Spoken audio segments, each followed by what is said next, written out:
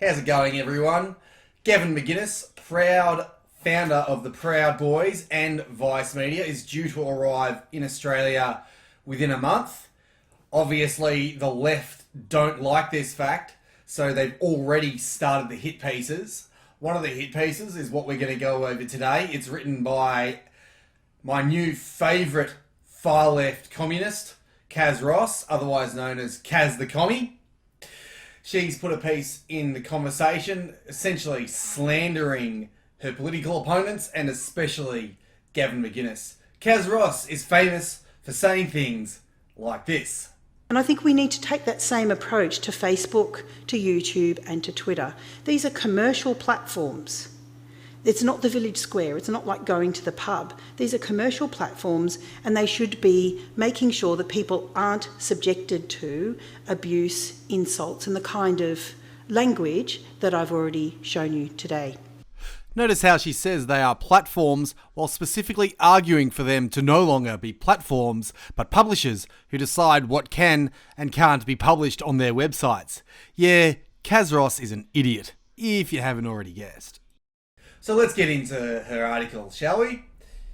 Why Australia should be wary of the Proud Boys and their violent alt-right views. What's alt-right? Who knows?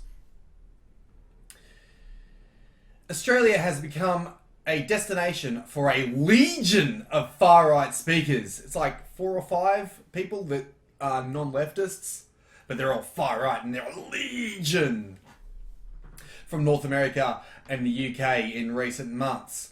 Milo Yiannopoulos' controversial visit last December resulted in violent clashes between protesters and a $50,000 bill for Yiannopoulos for extra policing. He never paid it, and so he shouldn't. He should never pay it. Notice the way she frames it here. Violent clashes. It totally wasn't the fact that the far left turned up and violently attacked people who just wanted to see Milo speak.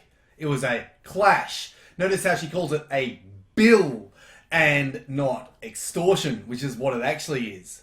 So yeah, she's reporting accurately, but the way that she spins it means it's extremely dishonest, the way she's speaking. In March, the Canadian psychologist Jordan Peterson packed out auditoriums in 3 cities for speeches railing against feminism, political correctness, and hate speech laws. Totally. Jordan Peterson, he's just one to rail all over the place. Just see the way he walks around that stage, quietly and demurely making his point. Totally a railer right there. Once again, you see the way she's spinning it. Yes, Jordan Peterson has come, but he's not railing against anything. It's the language that they use, the spin they put on it, which shows just how dishonest these leftists really are. Also projecting because it's actually her who's railing against him right now.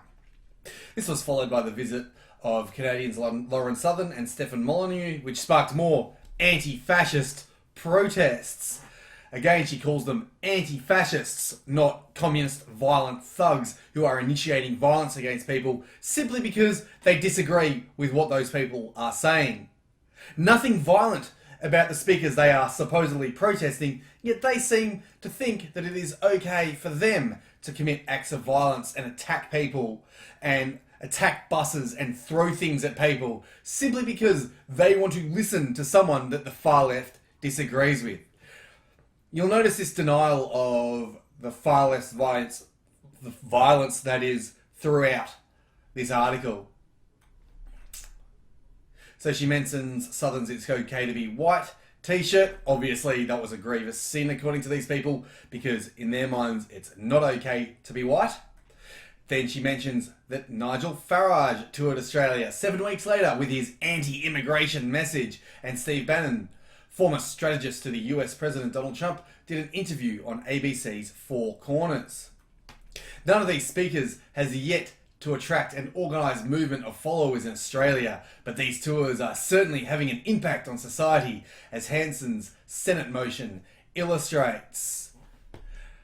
What she's getting at here is that she really doesn't want any kind of organised non-left movement to start in Australia. This is what the left are truly, truly scared of. And this is why they want to silence you. This is why they want to silence people like Gavin McGinness, Lauren Southern, Nigel Farage, everyone that she mentions there. She does not want them to be speaking here because she's afraid that people are going to get together, meet while they're listening to these speakers, and it may start a true non-leftist movement in this country. There's already a groundswell, but she's worried that that might turn into a tsunami of non-leftists finally standing up to the bullying of communists like Kaz Ross. An ABC investigation revealed that the New South Wales Young Nationals were infiltrated by members with links to the neo-Nazi fight club that provided security for Southern Molyneux and Farage tours. So she's talking about the Lads Society there, which she terms a neo-Nazi boxing group. What's a neo-Nazi boxing group, you might ask? Or fight club, I should say. Who knows? I have no idea what they're talking about here. Remember, with the left, all they want to do is just smear, attack, and defame. She has no argument against Lad Society, so she has to call them a neo-Nazi fight club, knowing full well that there are plenty of people in Lad Society who are not National Socialists. And if she doesn't know that, then she's ignorant, and she really shouldn't be writing articles about it because she doesn't know what she's talking about. Thus, she's making a complete idiot of herself. And Yiannopoulos was even given a platform to speak at Parliament House, the invited guest of Senator David Leyonhjelm. Oh no! How could someone that the far left don't like speak at Parliament? How could that possibly be allowed to happen? I'm just aghast at the idea that someone that the far left really desperately don't want to speak could actually be allowed to speak. How could they? And she mentions, with the imminent visit of Canadian Gavin McGinness, the leader of the Proud Boys group, Australia could witness an acceleration of organised alt-right activity. As I mentioned before, this is what they are really scared about. When they say alt-right, all they mean is people that the left don't like, or people who really don't like the left and the fact that the left are the dominant culture in our society right now. They are really, truly afraid that genuine Australians, real Aussie people, are going to get fed up with the far left and their smears, lies, and bullying of people they disagree with. And these people are going to stand up, organise a resistance, a genuine organised resistance to the cultural hegemony of the left. It scares them because they know that if that happens, the left are finished. That is 100% true. If we all organise and Australians stand up, we will sweep away this cultural Marxist dominance because the ideas are terrible, they're toxic, and they have no place in a civilised society. McGinness and the global Proud Boys fraternity he founded in 2016 is engaged in a culture war against political correctness, Islam, feminism, and all that is supposedly destroying Western civilization. Notice how she says the term supposedly. Political correctness is destroying Western civilization. Islam wants to destroy Western civilization and has stated it repeatedly. Feminism is destroying Western civilization. It lowers our birth rates. It pits men against women. It causes women to be less attracted to men. It breaks up marriages. It breaks up families. Feminism is cancer. So when she says supposedly, what she really means is, yes, it is destroying Western civilization. So what the Proud Boys are really doing is standing up for Western civilization, which we'll see shortly. A recent promotional video of his upcoming tour of 5 Australian cities sets the tone for his brand of hate-filled rhetoric. Let's go and have a really quick look at this supposed hate-filled video, shall we? I'd like to identify the elephant in the room, which is you. You're a fat woman. If we were to pluck 2 women out of the workforce and hundreds of thousands of more, would the GDP be that devastated? We have equality in this country. Let's start enjoying it and being normal human beings for a change. I want you to get laid, okay? When you do all this white knight shit, it turns pussies dry. If you want to get laid, you gotta grow balls. So I punched him in the face and I ripped his mask off, and then I punched him again. I think the West is the best, but I don't think that other cultures are different. I think they're worse. This is Gavin McInnes, the star. He's a legend. This is a civil war. We're out here on stage defending fun. My job is to fight. Feels good to win. I'm kind of tired of winning, to be frank. Do you see anything hate-filled in there?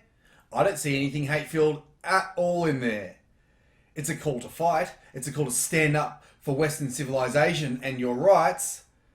It's calling out far-left feminist rubbish, but I don't see anything hate-filled there. But remember, hate-filled to the leftist just means anything that the leftist does not like. Who are the Proud Boys? The bearded, bespectacled McInnes was recently described by the New York Times as a former Brooklyn hipster turned far-right provocateur.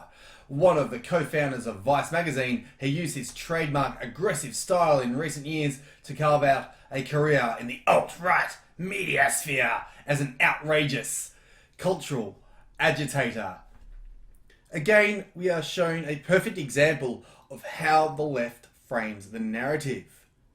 Yes, Gavin McGinness has a relatively aggressive style. He's a comedian and that's his shtick.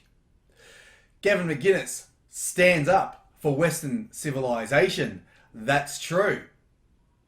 But the way she frames it here is alt-right media sphere. He's carving out a career in the alt-right media sphere.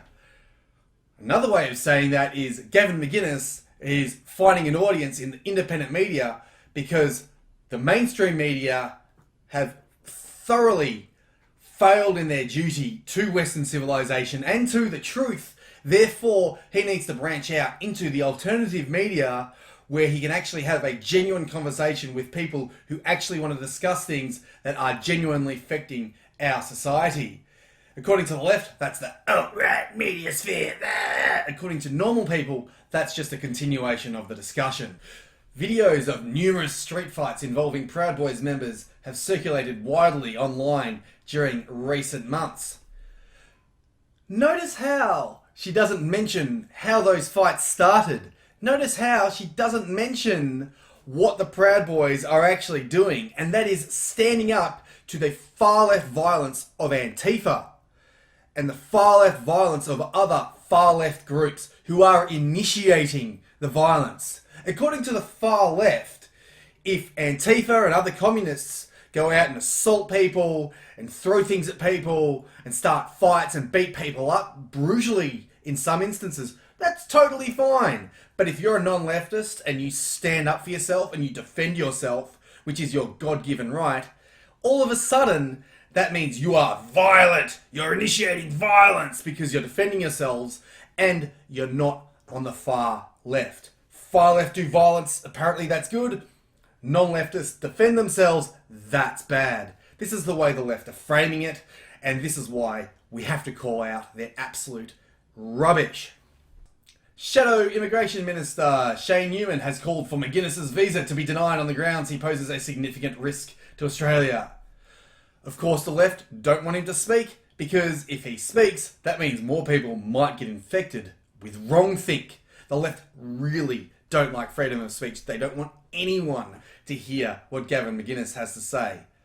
Especially not when it's live and there are other people there who are like-minded and they might network and meet each other and start an organised political movement, which is really what these far-left cultural hegemonic bullies do not want.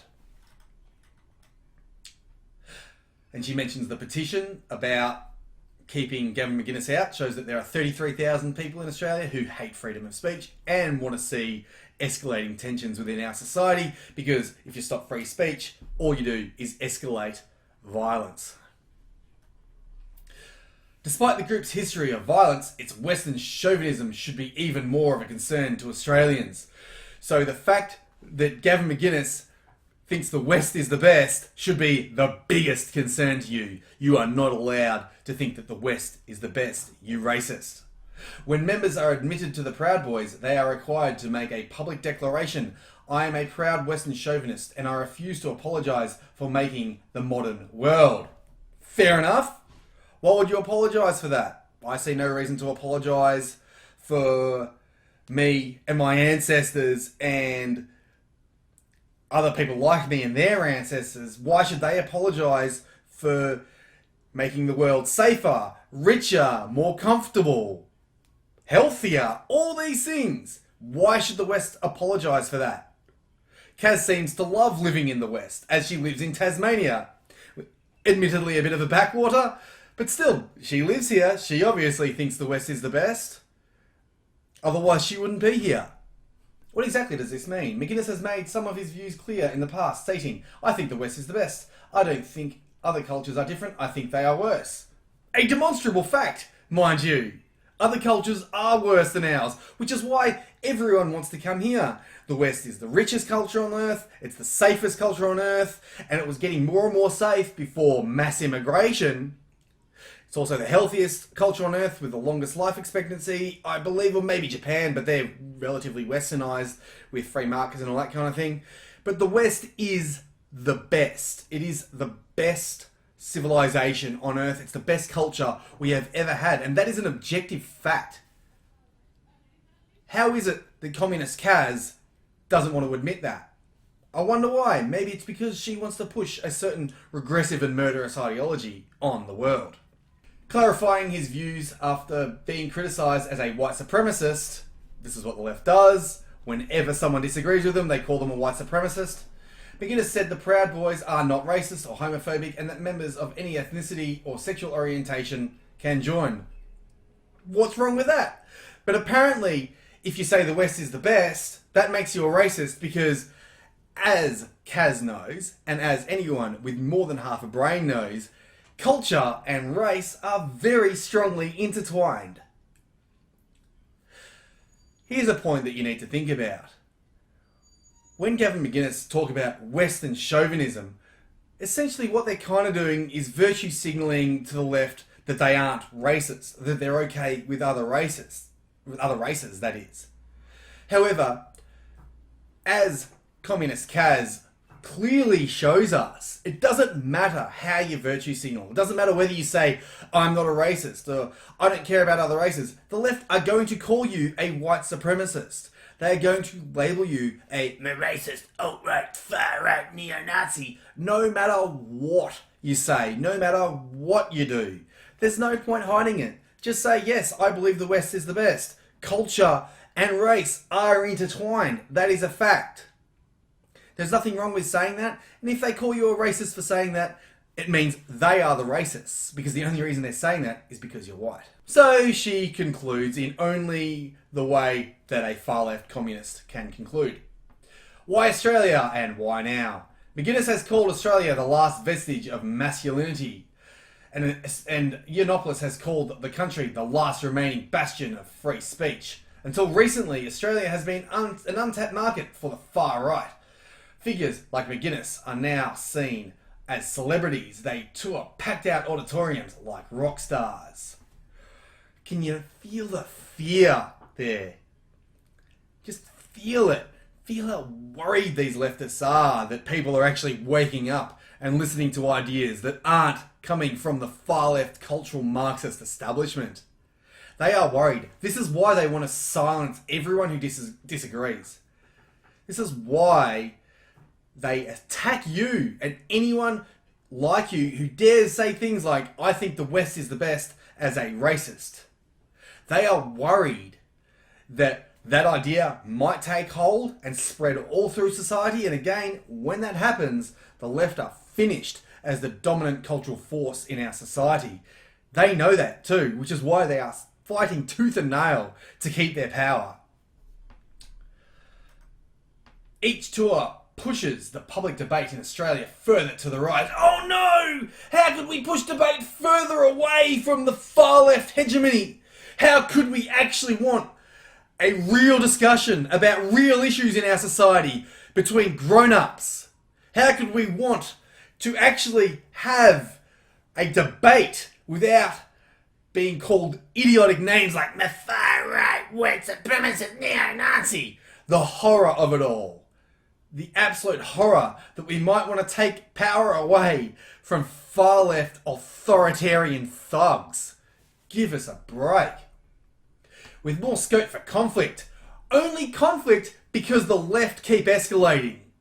If the left were happy to engage in debate with reason and evidence, then it wouldn't be a problem. We could actually have a proper in-depth discussion. But the truth is, the left know that if they get into that discussion, they will lose. Their ideas will lose. Which is why they resort to violence and conflict and then project onto their opponents, saying that it's actually their opponents doing it. It's complete bullcrap. The left always lie. The left always project. And as the Australian social media sphere becomes increasingly integrated with right-wing commentators from overseas, this rhetoric is also having an effect. Taking away the narrative and spin there that this is somehow a bad thing, she's right. It is having an effect. People are more than ever speaking out against the far-left dominance of our society. People are actually standing up and saying, no, I don't care what you call me. I don't care if you slander me.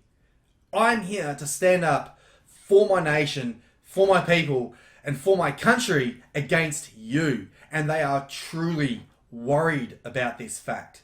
It's a good thing to see, but it just means we need to keep on fighting. We need to keep telling the truth because they are scared of what's going on. Many in Australia's right-wing movements are clearly moving further to the right.